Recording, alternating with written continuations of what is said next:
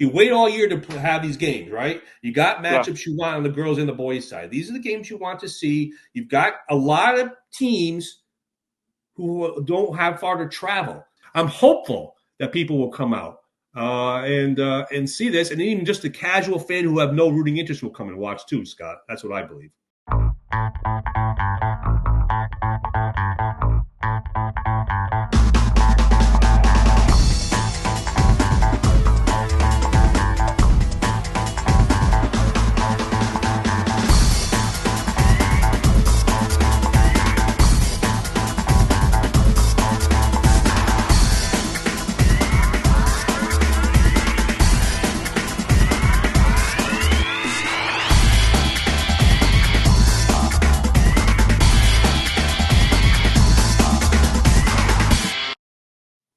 Hello and welcome to the state championship edition of Courtside with Game Time CT, your spot for all things high school basketball in Connecticut. As always, please like and subscribe to the Game Time CT YouTube channel. Follow us on Instagram where we have videos up from all the semifinal games. And of course, go to GameTimeCT.com for all the stories, polls, and everything else high school sports. I am the girls basketball beat writer Scott Erickson, and I am joined, as always, by the boys basketball beat writer, Mr. Hoops, Joe Morelli. Joe, how are you? I'm doing great, Scott. You know, it's a beautiful weather outside, and I'll tell you, it felt like it was yesterday that it was the start of the season, and it went by like this. And as you said, I think we've covered every game, and I think we're going to have great coverage going into the weekend. The weekend slate looks great, and we're all going to be there courtside, so it's going to be fun. Yeah, all of a sudden you're driving to a game and it's light out and there's kids practicing lacrosse as you're pulling in. And then that's the state tournament. Yeah, I mean, they did it a little bit differently this year. They expanded it for the boys, and I kind of liked it that way because usually you have 1, 2 divisions or 3 divisions play on a Monday and a Wednesday, and then a Saturday or Sunday. There's a little bit more space in between to rest up, and I think it's done well, expanding tournament a little past 2 weeks. So. Yeah, and like we said, look, we've reached the end of the line here. We started with hundreds of teams back in December, and now there's 10 boys teams, 10 girls teams left. They're all heading to Mohegan Sun for this weekend. A little later in the show, Joe and I are going to break down every single championship matchup and pick the winners of all 10 games. Here's a quick rundown of all the games. Starting Saturday morning at 10 a.m., the Class M girls, Bacon Academy against Wyndham. That'll take us into the 12:30 game, Division 5 boys, Old Lyme versus Shepaug. After that, we get the 3 p.m. game, Division 3 boys, Bunnell versus Fitch. At 6:15, a big one, 6:15, Class L girls, Bethel versus Northwest Catholic, and the nightcap, the biggest one of them all, Division 1 boys, Notre Dame-West Haven, St. Bernard, 8:15, Saturday night. Sunday morning, we're back for bagels and coffee with the Class S girls at 10 a.m., Coventry versus Morgan. Then we move into 12:30, the Division 4 boys, Ellington versus Sheehan. 3 p.m., we will have the Class Double M girls, East Catholic against Sheehan. Sheehan gets back-to-back games. Good for them. Should be good for the crowd. 6:15, we get the Double L girls, Southington versus Sacred Heart Academy and the Nuns. And then at 8:15, the Division 2 boys, Manchester and New London. That is the full schedule. And that is up on GameTimeCT.com, and we'll be updating the scores all weekend as we go. Before we get there, a couple things we want to talk about. Joe, obviously the one thing that everyone was talking about, they're not in the tournament anymore, but Notre Dame Prep beat Stamford by 80 points. Obviously, Stamford was upset about that. There was a story on GameTimeCT.com. How their principal and AD and we're not super happy about it. Joe, is there anything else left to say about this? I mean, I know it was all in the stories you had. Yeah, it's Brian Cripcher, the Notre Dame coach. He felt like he didn't run it up, and he felt like that. I mean, it's weird to say that. I mean, this is a little different. Division I tournaments is the best of the best, and it's hard. I don't approve of it. Personally, I mean, and I think there's ways to call off the dogs. But yeah, he felt like he did, and he felt playing hard is not bad sportsmanship. And obviously, like you said, Scott, it's gotten a lot of play. And I don't think there's a place for it, but we've seen it, boys and girls. We've talked about it. We know those stories, and I do think hopefully the next time that happens, cooler heads will prevail. I hope. So Yeah, it's a tricky situation because, like you said, it is a Division I state tournament. Like, you're not playing, the little, you're not playing some weakling in your conference that you're going to kill. But there's ways you there's drop ways, back in sure, the of course. zone. Now You look, don't with the press. shot clock, you got to keep shooting. Yes. If you bring subs in, they should be expected to play hard and run their offense and try to score, all that stuff. But yeah, pull the press back. But if I were in Stanford shoes, I'd be really annoyed. So sure, yeah, you don't want to lose by 80. You don't want to deal with all that backlash, especially with the social media stuff. I'm sure those kids are dealing with. Look, let's move on to some more positive news here, and that is Trumbull's Sean Wilson. Joe, where did this kid come from? Well, he was a starter on last year's FCIAC championship team. Trumbull they lose their best player maybe in Ryan Johnson first game of the year. And obviously, as you know, he's lost for baseball season 2. He's going to Seton Hall. And it took them a while to kind of figure things out. But, they go 11-9. They don't make the FCIAC tournament. But they make the state tournament, and they play Ward, the team that beat them last year after such a great year. And Sean Wilson went, I believe it was 30 against Ward, 33 at Hill House, and 37 at East Hartford. Amazing. I saw him in the semis against Manchester. He scored 16, and it was a well-earned 16. They were face guarding him. Joe Mugavera was on him. The kid just had a fabulous tournament. I think he deserves a shout-out. Those are some damn good teams that he went up against and put numbers up. And he's going to be back next year. Trumbull should be pretty good. Yeah. There were some great performances. We've seen a lot of great performances, but we have 3 kids this year that made all-time lists for us. First on the girls' side, obviously Emily Arel finishes her career 4th all-time on the state scoring list. Completely remarkable. And her compatriot over at Northwestern, Maddie Topa, finishes 9th all-time on the state scoring list. The 2 Berkshire League kids, both playing out of Winstead, are now in the top 10 scoring all-time for girls basketball. Special shout-out for both of them. And then, Joe, on the boys' side, where did Parker end up? Yeah, he ended up 9th. He had a good tournament, a good postseason, a really good season. Obviously, coming back, transferring back from St. Thomas More, he wanted to play, have a chance, an opportunity. They ran into Notre Dame Prep in the quarterfinals, but a great season again. You're in the top 10 all time in the CIAC. That's you've done pretty good, and he's going to Central Connecticut, so I'm sure he'll do fine there as well. I don't even know how many people have played. Thousands, hundreds of thousands. Maybe I don't know. It's been so many years of basketball, so to be in the top 10 scoring all time is truly remarkable. Truly. Yeah, it really is. It's a testament to him and how hard he's worked. And again, anybody, it's really not easy to score a basket. And to score. Realistically speaking, but this kid has scored well over 2,000. Pretty good. Joe, I got to tell you something. Before we get into the picks, I was at the Double L finals last night, and Sacred Heart was playing Mercy, and Sacred Heart had their student section there, but then they had their other section of nuns there, which they always bring. They always bring a bunch of nuns. They cheer on the team. Yep. After the game, one of them came up to me and said, "Oh, Mr. Game Time CT." And I said, "Oh, hello." She goes, "You're from the podcast." And I said, "I am from the podcast." And she said, I said, "You listen to the podcast?" She goes, "I listen every week.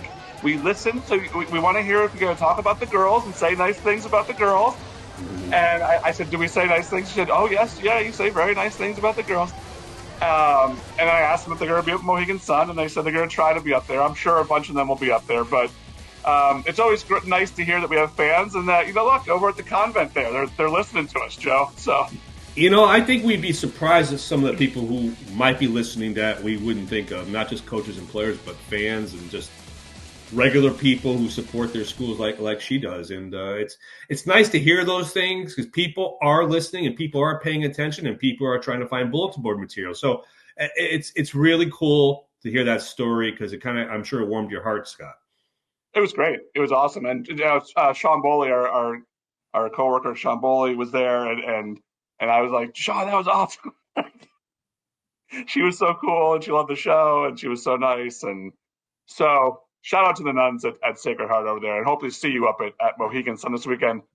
Like you said, Joe, a lot of bulletin board material for these teams. Yeah. When the tournament began, you and I both made predictions on our Final Fours, our championship games. I think we did pretty well. I had 13 of 20 semifinalists right, and I had 8 of the 10 finalists right. I only missed on Gilbert and Bethel. Gilbert and the Bristol Central. Bethel won. I picked Bristol Central. So not too bad. Joe, how'd you do? Trying to think. I think I had 3 in Division 1 semifinalists, both finalists. 2 in Division 2, both finalists. Just Bunnell in Division 3, that was the upset bracket. And Division 4, I believe I had 2, and 5 I had 3. And I have all 5 finalists still alive. So nice. I mean, I went chalkish, but still, it's not easy because we saw what happened in Division 3. So you got 10 of 10 finalists? No. Oh. All 5 champions still alive. Oh, all 5 champions still alive. Okay. I believe you had 8 of 10. I think I had 7 of 10. You had 7 of 10. Okay. I did lose 1 champion. I believed too much in the Emily Arel Magic, and they lost in the quarterfinals. Right. I lost my champion there, and I lost that. All right. Let's get into each class and each division for the boys and girls. Let's start with the Class S girls. Morgan, Coventry, Sunday morning. This is a big Shoreline NCCC and Triple C. I always want to say NCCC. The NCCC showdown. Both these teams had first-round byes. Morgan beat Thomaston, Hale Ray, and the defending champion Somers in the semifinals. Morgan's last title came in 2000. Coventry beat Lyman, North Brantford, and East Granby, and did so easily. The Patriots won those games by an average of 26 points. I do not think things will be that easy against Morgan. Coventry was the Class S runner-up in 2022, but has not won a state championship since 1988. So it's been a while for both these schools to hoist a trophy. There's a bunch of teams in the tournament that have no seniors. Coventry is one of them. They have no seniors. They have 4 juniors, a sophomore, and the rest of them are freshmen. But they have some really talented freshmen. Haley Mayo, freshman guard, and Danielle Wheeler, freshman guards, are really, really good and have been leading that team all season. And then Gianna Foran is a junior guard who's been playing really, really well for Coventry, who, again, scores a lot of points. Morgan has seniors, but the strength of the team is really still underclassmen. Maddie Grennan is a sophomore forward. She's averaging 13 points a game. Their leading scorer is Sadie Passante. She's a junior. She's scoring 18 points a game. And then they have a 6-foot center in Emma Tuner, who's a sophomore, who's averaging a double-double with 13 points and 13 rebounds. I think this is going to be a really tight game. I think this is a really good game. But I'm going to go, and I went back and forth a lot, but I'm going to go with Morgan. I'm taking Morgan to win the Class S Girls Championship. Joe, what do we got in Division 5 boys? I just want to know before we start, who did you have winning this bracket? This was the one I had Gilbert in originally. This was the Gilbert bracket? Okay. I had Gilbert beating Morgan, so now I'm just going with Morgan over Coventry. So that was my rationale there, kind of. All right. In Division 5, we're going to have number 1 Shepaug Valley versus number 3 seed Old Lyme, the defending champion. That game's going to be Saturday at 12:30. Shepaug is one of 2 undefeated teams in this bracket, Scott. They've been led by Reed Warner and James Kirsten. They both scored 1,000 points in the same night back in January. And Warner scored 37 in the semifinals against Thomaston, a team they've seen all year in the Berkshire League. Kirsten had 15 in that game. Shepaug on the route to Mohegan, they beat Haddam Killingworth and East Hampton, a pair of Shoreline schools, and now they're getting their third one in Old Lyme. Old Lyme is obviously, honestly wasn't sure they'd be as good this year when I saw them really early, but they've obviously won the Shoreline Conference, and they've done very well to get to this point, to have a chance to defend. Ed Fisk is coming off a 36-point performance in the semis. The sophomore was probably the best player on the court last year when Old Lyme beat Coventry for its first state championship.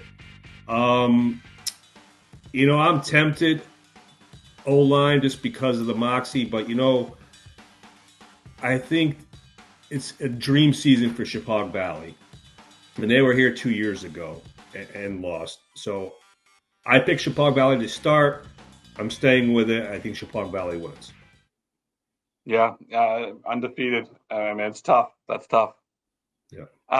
The Class M girls, Saturday at 10 a.m. Number 2 Bacon, number 1 Windham.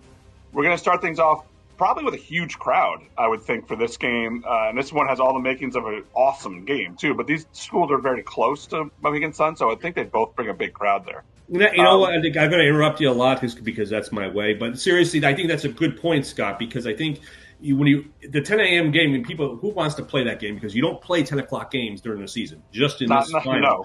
And I think you're trying to draw people to it, and I think hopefully you're right, and they're ECC schools, and that people will come, and they'll have a decent crowd for that morning. And I think you're going to be right. And they're very good ECC schools who played a good game against each other during the regular season. They're like, yeah, Bacon won the ECC Division I tournament, Windham won the ECC Division II tournament, both on the court at Mohegan Sun, right? Right. So now they're back to play again. Windham's ranked number 6 in the Game Time CT poll. They're the only Class M team that got ranked all season. Bacon's just outside the top 10. I thought Bacon belonged in the top 10 in the final poll, and I voted them in the final poll, but they didn't make it. But look, you come and win this game, and none of that matters. So the last time that 2 ECC schools faced off at a state final, Windham defeated Southington in the Class M final in 2005.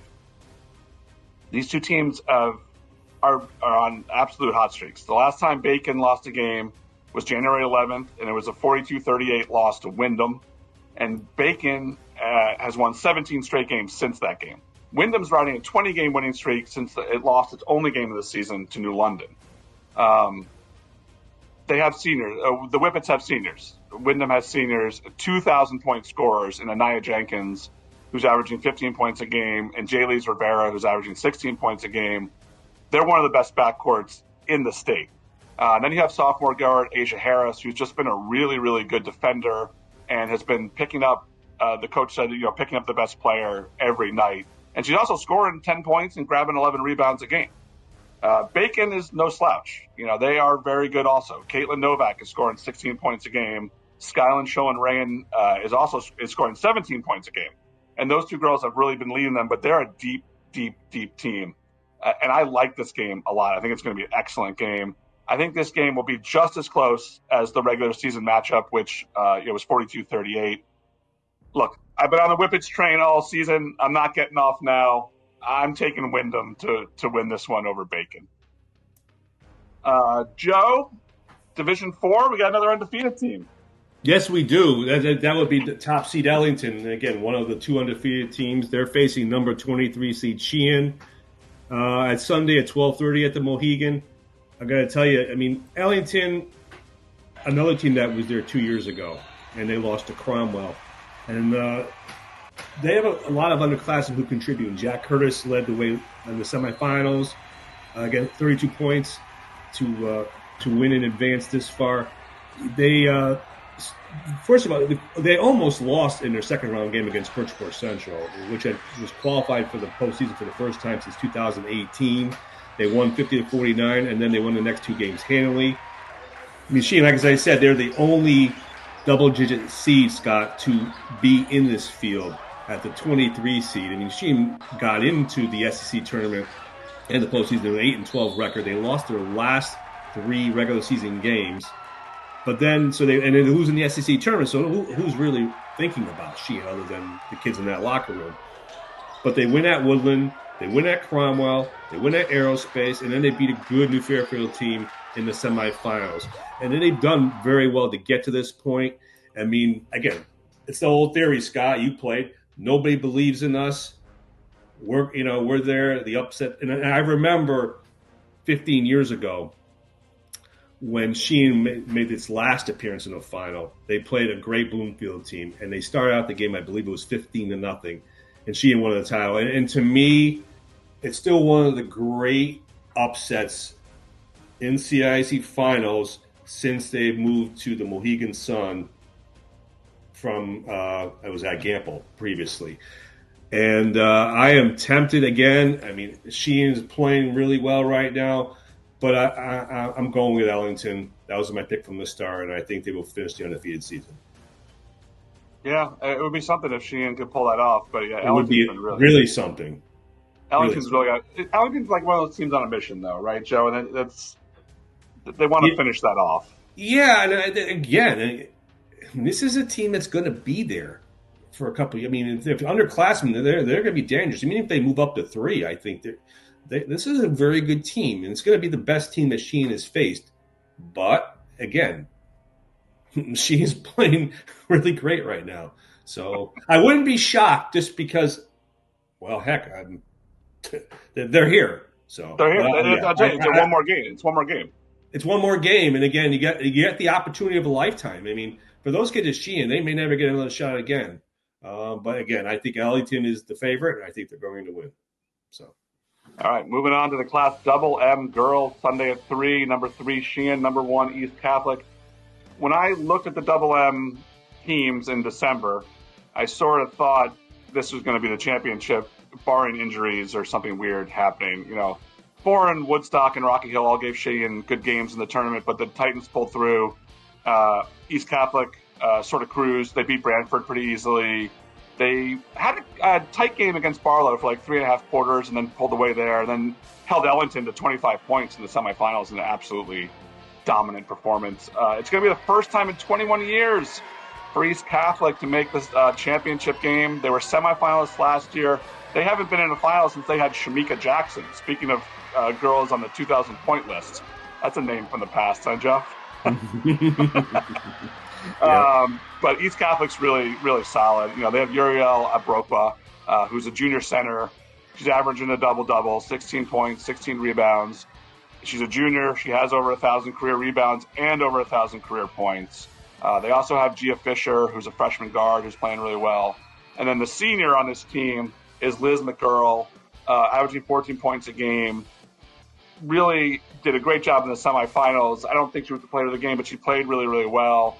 And she actually started her career at Ellington and then finished at East Catholic. So she played the team that she started on in the semifinals. But she's solid. The Eagles won 15 straight games to close the regular season. Their only losses all season were to fellow state finalists, Wyndham and Northwest Catholic. Sheehan was the Class M, Double M runner-up last season, and obviously they're thrilled to be back there. Another team here with no seniors, 1 sophomore, 2 freshmen, so very, very junior-heavy. They came to the top tier, or whatever the SEC calls that now, where they play Sacred Heart twice, Mercy twice, Hamden all twice. They beat Hamden and Mercy once each. And I think going through that schedule has them ready for anything. Gabby Busillo is a junior guard. Jenna Reeson is a junior guard. And Megan Reeson's a junior guard. She's been scoring 15 points and pulling down 8 rebounds a game. And they're a tight group. That junior group is really, really tight. The key here is simple. Can Sheehan stop Abrokwa inside and keep McGurl under wraps? If they can do that and keep this game like in the 50s, they have a really good shot. If this game gets up into the 70s, it's going to be East Catholic's game. I think this is another close one, but I picked Sheehan to start the tournament, and I'm going to stick with them. I just think the SEC toughened them up, and having the experience of playing the Mohegan Sun last year also helps. So I'm going with Sheehan here. Joe, what do we got in the Division III boys? Well, we got another team who was the finals in this division last year. Bunnell, the top seed, versus number 7 Fitch. That game will be the third game on Saturday at 3 p.m. As I mentioned, Bunnell won this last year. They were the 5 seed last year, beating Lewis Mills, and one of 3 teams in the boys' games trying to defend the title.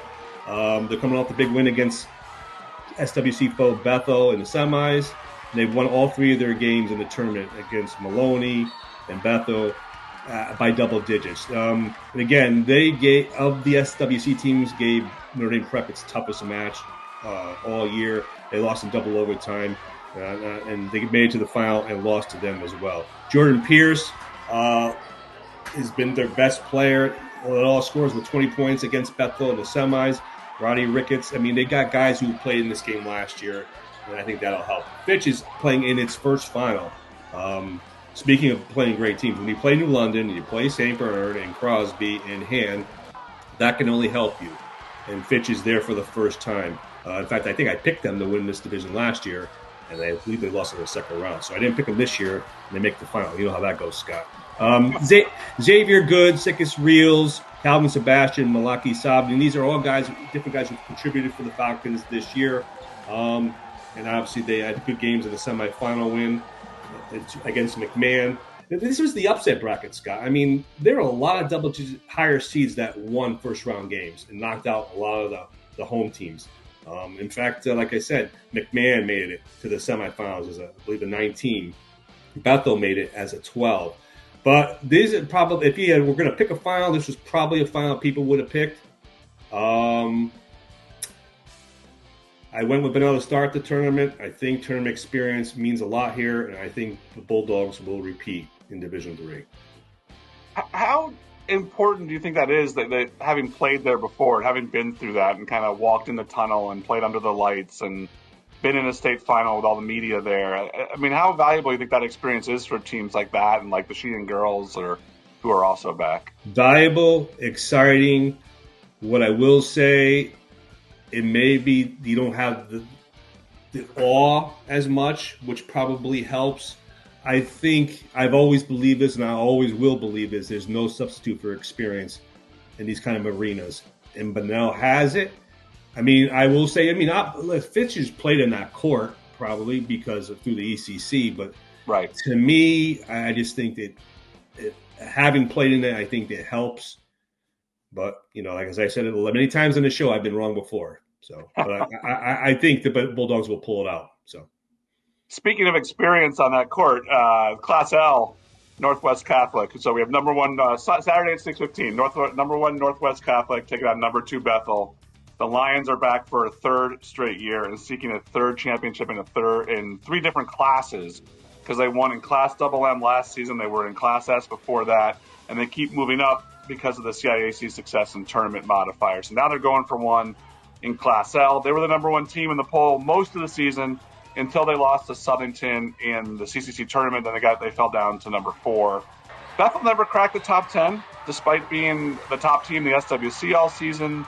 Despite winning the SWC tournament, Bethel never found their way into the top 10 for whatever reason. Bethel's got kind of a cool story.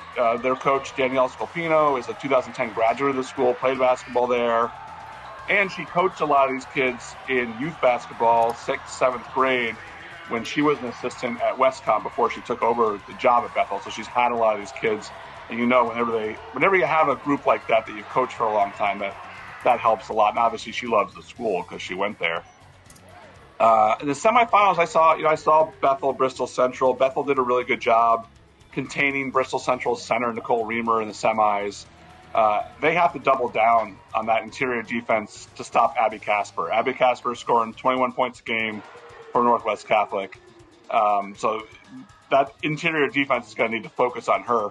Bethel has 6 seniors in the roster, and that experience helps a lot. So 3 of these girls are going to be playing in college. Aiden Gill is scoring 15 points a game. She's going to be playing at Union. Emma Hudpool is scoring 12 points a game. She's going to be playing at Houghton University.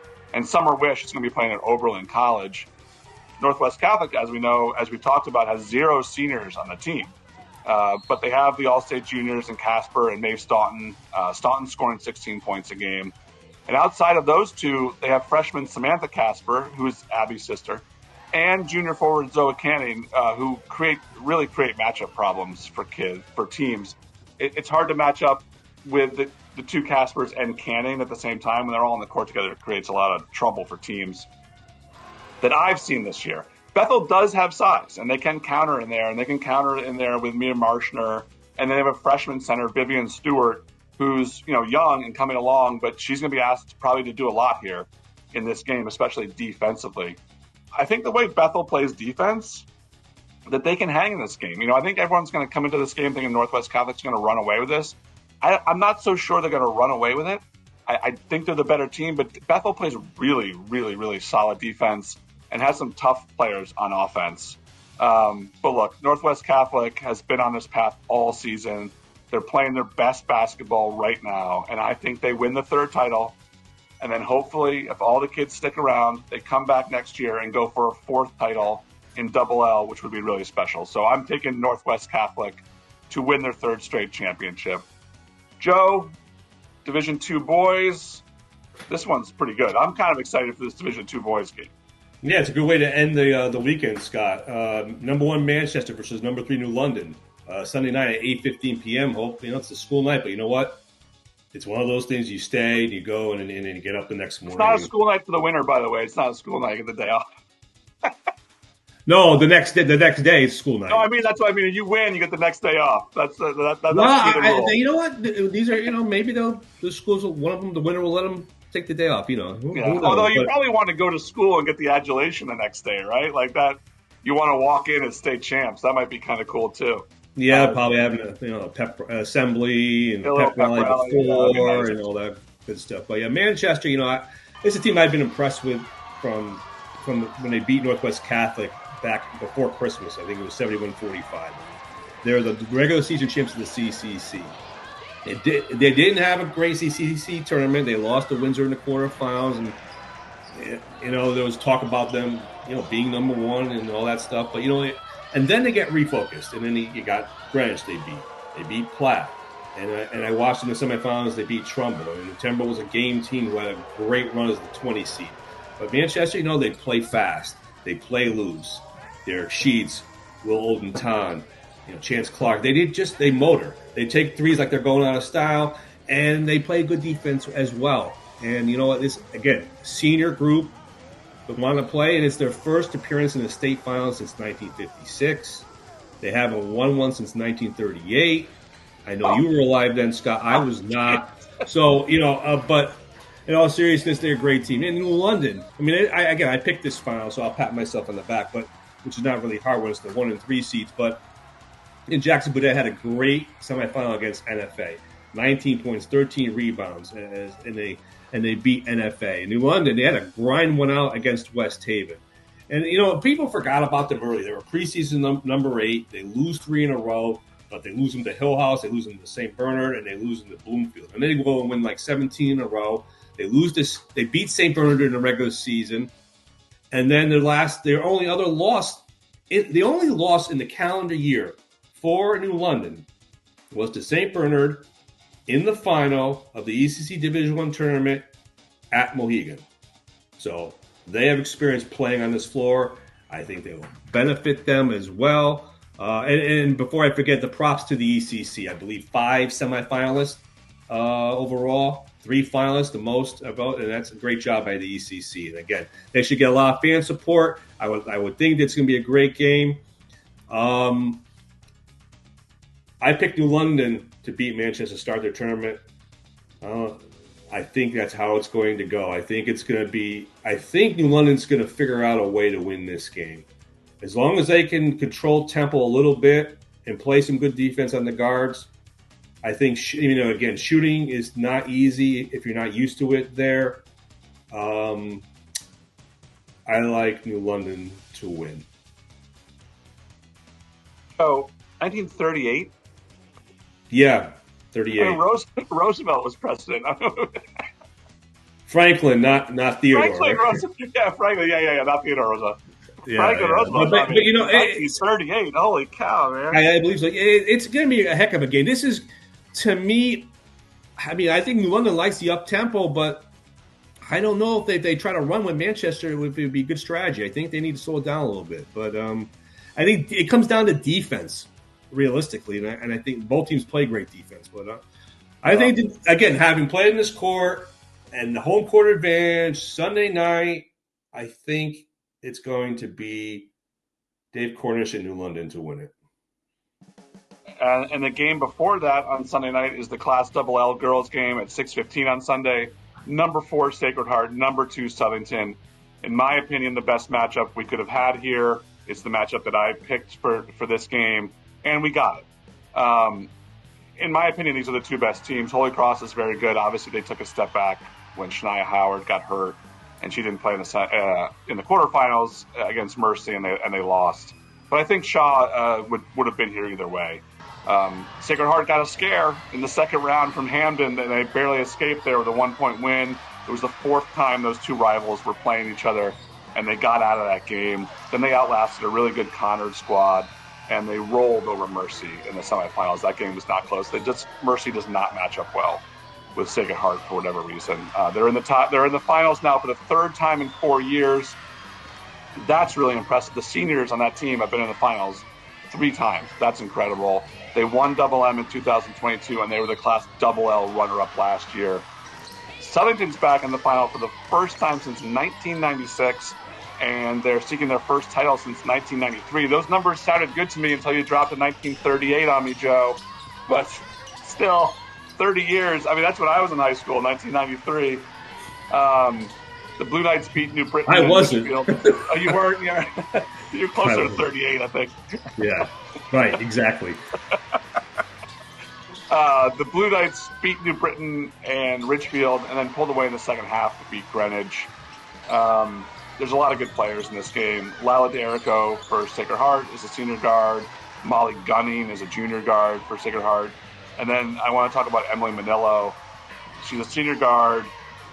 She's had a few 40-point games this season. She's averaging 16.5 points a game in an offense that really spreads the ball around.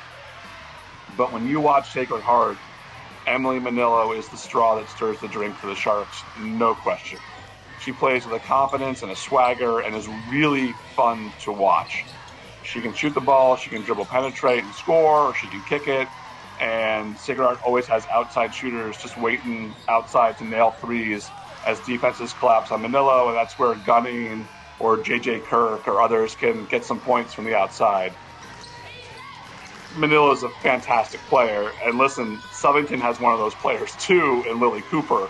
I love when 2 really, really good players match up in a state final, and we have that here. Lily Cooper plays really hard. She handles the ball well. She can knock down deep threes. She hit a couple of deep threes against Greenwich.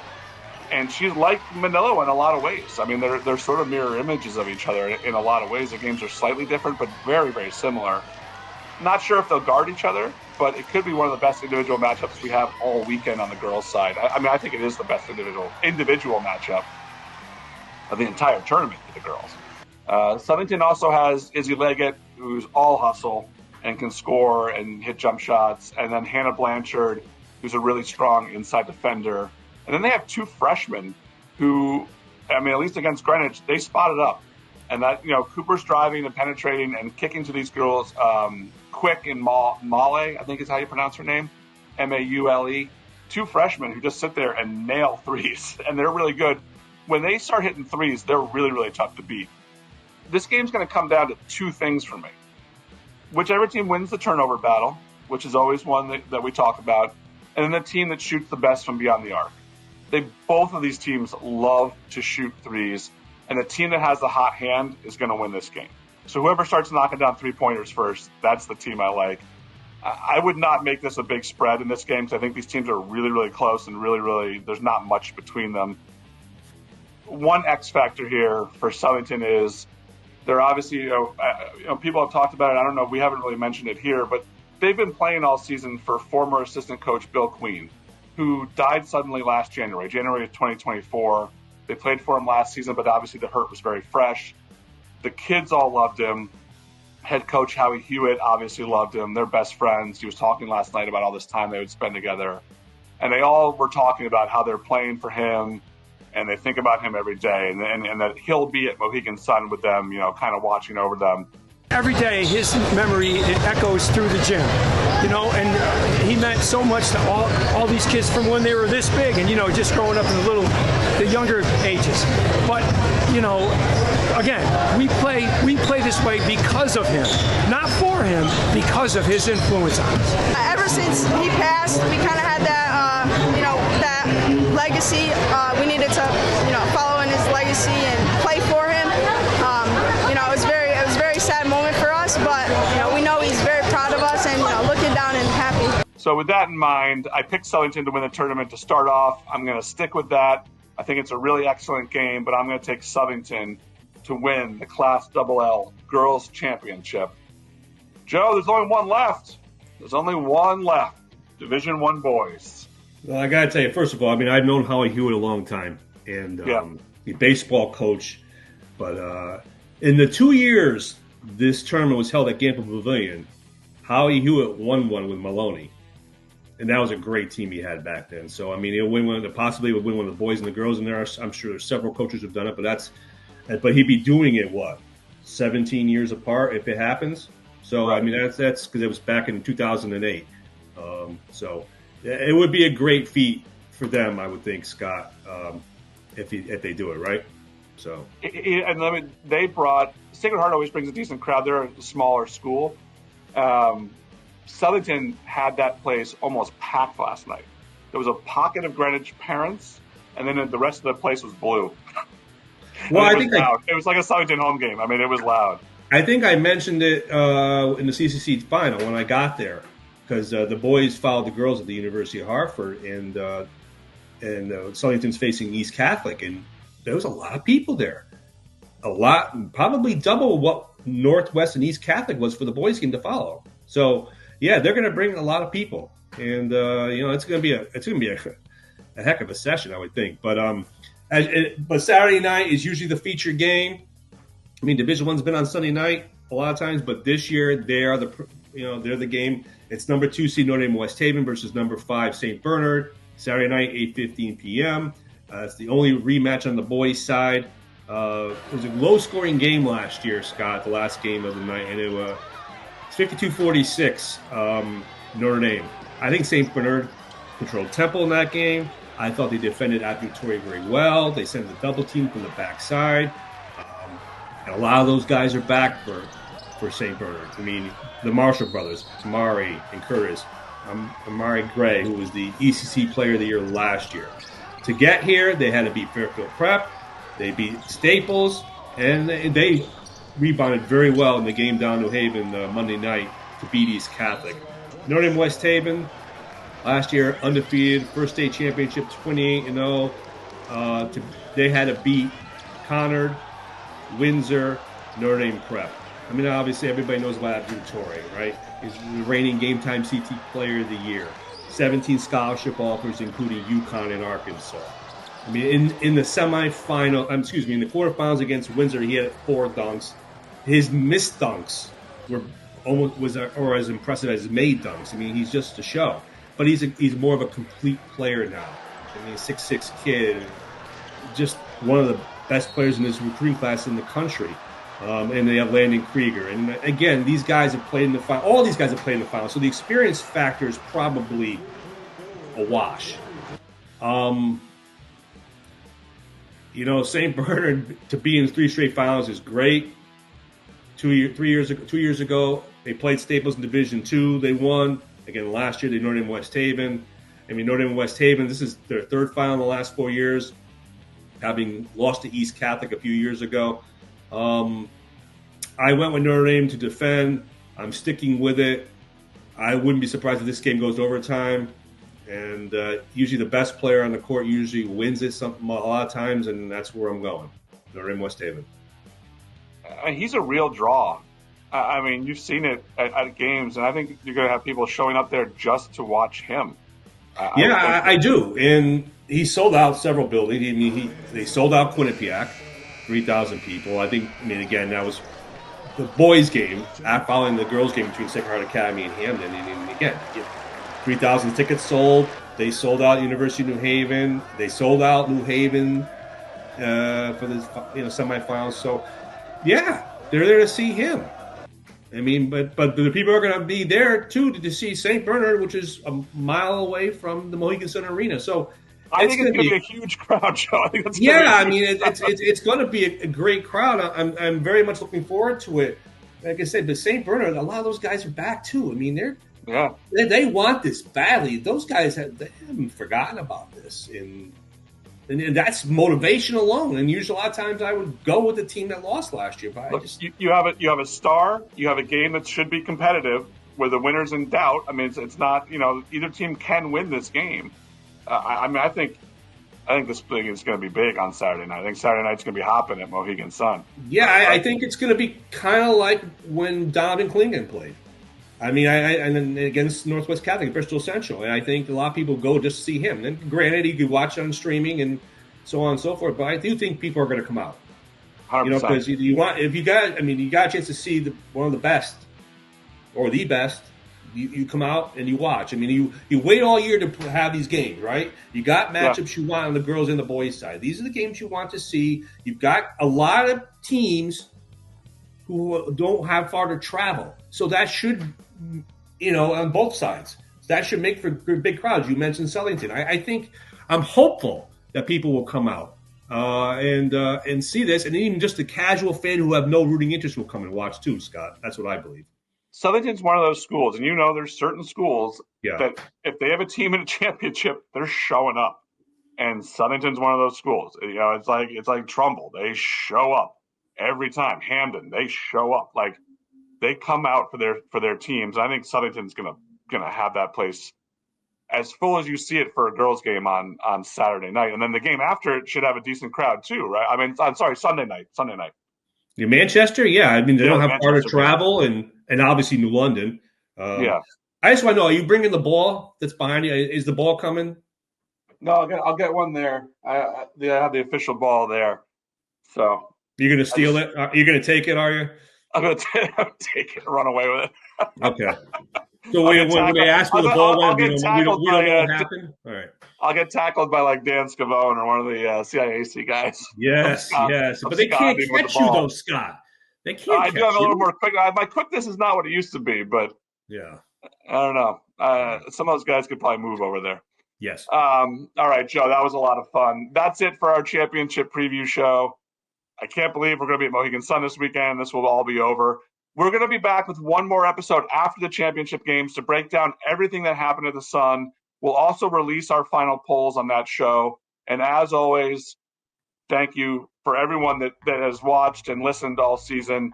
As always, like and subscribe on our YouTube channel. Check our Instagram feed and go read all the feature stories about all the sports that we have leading into the championships on GameTimeCT.com.